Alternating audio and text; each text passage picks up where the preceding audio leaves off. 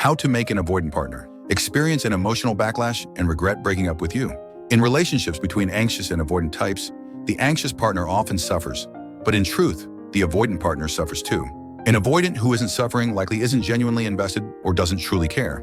If they do care, they inevitably experience distress, often tormenting both themselves and their partner in the process.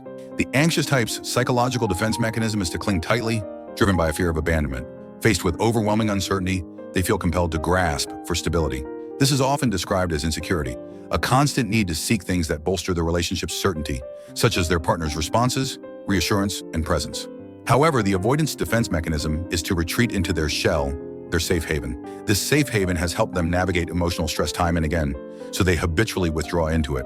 Consequently, in reality, avoidants either tend to develop pseudo-intimate relationships where feelings, emotions, and needs are unaddressed, and there's no deep dive into each other's inner worlds, just superficial daily chat, or they must shed their shell.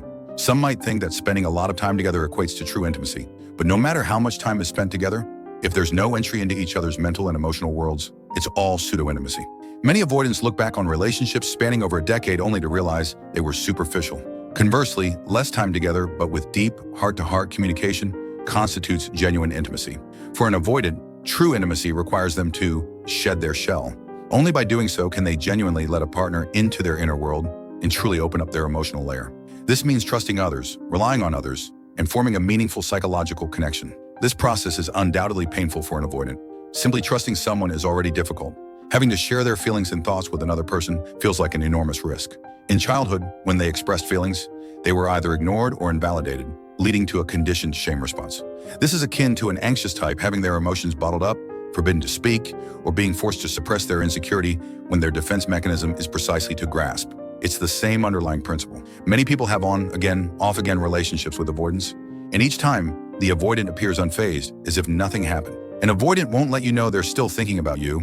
They won't, because they find expressing feelings deeply shameful. It's well known that avoidants dislike voicing their needs. However, they do express needs. I need some time alone is one such need, but this very need of the avoidant clashes with the anxious partner's need for responsiveness, causing distress for both. Many avoidants retreat when a relationship intensifies because they sense they're on the verge of having to shed their shell to dismantle their defensive layers. Some avoidants opt for partners they aren't deeply invested in, as such individuals don't trigger significant emotional fluctuations, making potential loss less painful. They can rationalize it. I wasn't that into them anyway, so it's okay if it's over. I'm used to being alone. They'd rather lock themselves in their safe haven forever than risk trust and dependency. If they take that risk and lose again, it feels like being stabbed in the back. This is especially true for dismissive avoidants,